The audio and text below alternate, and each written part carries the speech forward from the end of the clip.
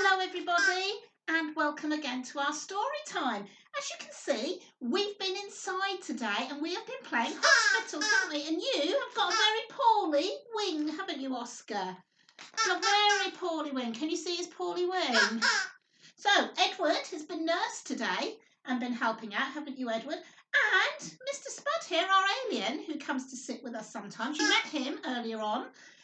He's got a very poorly neck as well. So we've been playing lots and lots of things with our hospitals, which has been real fun. We've made hats and I have something special on. You're going to show everybody what it is.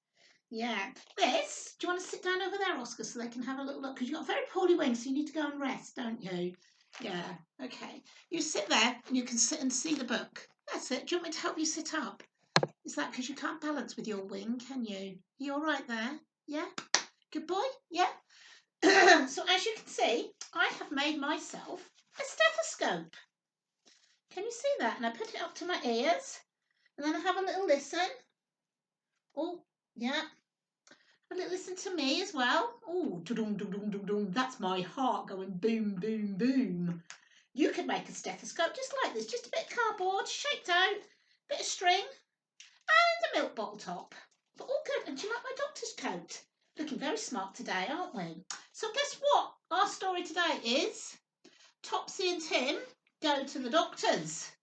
So let's move you all a little bit more forward.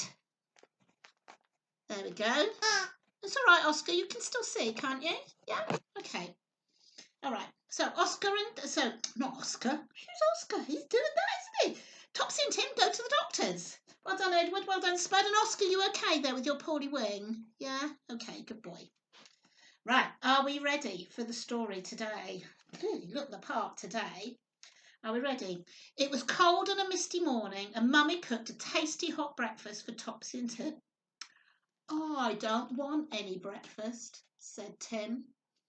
Wonder why that is. Oh, you are a misery, said Mummy crossly. Dad was not cross, but then he'd not cooked the breakfast. This isn't like Tim, he said. There must be something wrong, mustn't there? Open your mouth wide, Tim. Tim's throat was swollen and very red. Poor old Tim, said Dad. Can you see him having a little look down his throat? Mummy phoned the health centre and she made an appointment for Tim to see Dr. Sims. They walked to the health centre and Tim wore his scarf up over his nose to keep his sore throat nice and warm. Can you see that? Yeah. The receptionist checked Tim's appointment in her book. She told them to go and wait outside Dr. Sims' surgery. Look, said Topsy and Kerry. There's Kerry from one of Topsy and Tim's school friends. Oh, so they met a friend from school there. What's the matter, Kerry? Asked Topsy. It hurts when I swallow, Kerry said. Tim has a sore throat too, said Topsy. Oh, so it must be maybe there's lots of sore throats going round at the moment. Yeah, should have a little look. Soon it was Tim's turn to go into the surgery. Good morning, said Dr. Sims. Good morning, said Topsy and Tim. Tim said nothing because his throat was hurting. Tim isn't talking, Topsy explained. I think it's because his throat hurts. So Topsy and Mummy said hello, didn't they? But Tim didn't want to speak. Open your mouth, Tim, said Dr. Sims, and let me see. Dr. Sims took a little flat stick and held it on Tim's tongue. Say A. A, said Tim. Then he looked at Tim's ears and in this was my ears.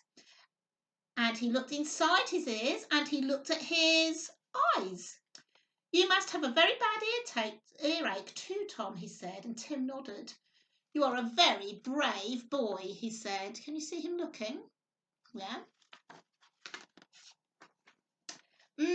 Dr. Sims stood up. Well, young man, he said. He put his stethoscope to his ear and listened to Tim's chest, just like I did with Edward. And Oscar, can I do it to you? Oh, yay, Oscar. Dung, dung, dung, that's your heart going, isn't it? And he listened to Tim's heart. That looks like a telephone, said Tim. Yes, said Dr. Sims. I can hear what chests and tummies are saying through it. That sound tells me if people are ill. Then he let Topsy listen to Tim's heart beating. Oh, look. Can you see that? Yay. Dr. Sims wrote a prescription and gave it to Mummy. 1 spoon, 4 times a day, he said. That will soon make you feel better. Can you see? Yeah, so he's got a prescription, so he's got some medicine to make him feel better. Mrs. White, the dispenser, prepared Tim's medicine and gave it to Mummy. Make sure he takes all the medicine, she said. So even if you're feeling better, you have to finish all of your medicine up, don't you? Because it'll make you feel better. Mummy put the medicine safely in her bag. Just then, Kerry came past. I've got some medicine, she said, and Tim's got some too, said Topsy. Wow, lots of medicine. When they got home, Mummy took out the medicine. It had a special childproof top on it. But Mummy could open it, and she poured out a spoonful for Tim. Did it taste nice? Asked Topsy. Said Tim, licking his lips. Can you see him taking his medicine? Yeah. Then Mummy locked the bottle of medicine away in a cupboard out of Topsy and Tim's reach. And sometimes your medicine has to go in the fridge, doesn't it? When Dad came home, Tim was tucking into blackberry jelly. Topsy was not eating hers. She was sulking because she wasn't ill, said Tim. I wonder, said Dad. Open wide, Topsy, and let up to Dad have a look. Topsy's throat was now red and sore too.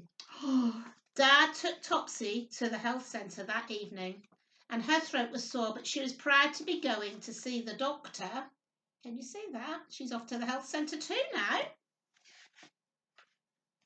Dr. Sims was not there, so Topsy saw Dr. Jaunty instead, and she came home with a bottle of medicine just like Tim's. Wow, because medicine makes you better, doesn't it? Yeah, sometimes you don't need medicine, sometimes you do.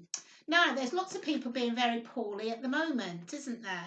Yeah, and lots of people are going around, if I just lift that up, with masks over their faces because they want to make sure that they keep themselves safe, okay, that they don't spread their sore throat over to you if you're walking around the supermarket or around the streets. So if you see somebody with a mask on, can I borrow that one a minute, please?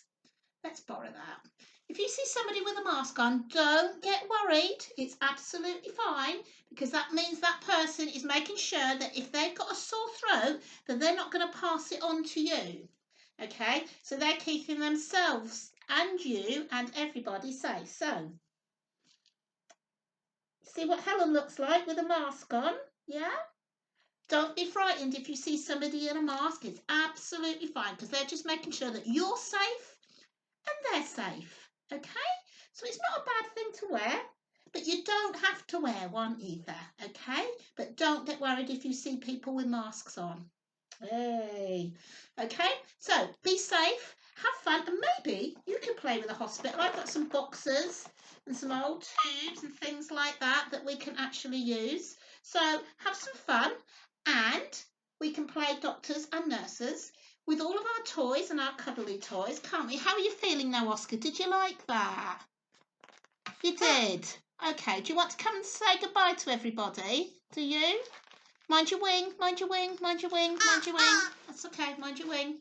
Okay, so tomorrow, hopefully, we'll have another lovely story, won't we? And maybe your wing will be better tomorrow. What do you think? You think it will? I think it will too. All right, well, have a lovely time.